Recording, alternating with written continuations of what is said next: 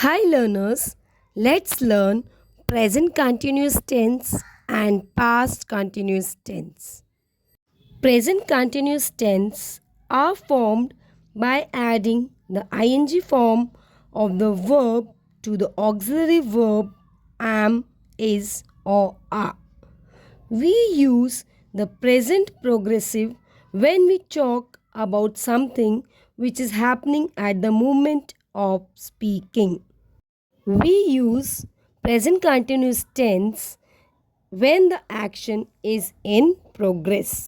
Present continuous tense is also known as present progressive.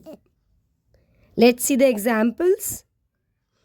Actions happening at the moment of speaking. Now, at the moment. Prashanti is reading a book. She is listening to the radio. So here we see we use present continuous tense at the moment of the action. We use present continuous tense for the near future. She is going to Basel on Saturday. Here is going is used for near future. Present occupation. His father is working for the Narayana schools. Here is working is used for present occupation. Past continuous tense. It is formed by adding ing form of the verb to an auxiliary verb was, were.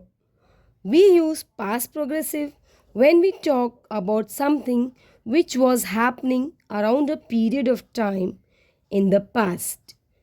Past continuous tense is used to refer to an action which was in progress in the past.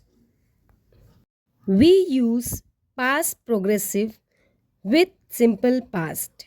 The past progressive is used for the action in the past which was in progress when a new action happened. Here is a workout on present continuous and past continuous tense. Thanks for watching. Stay tuned for the upcoming videos.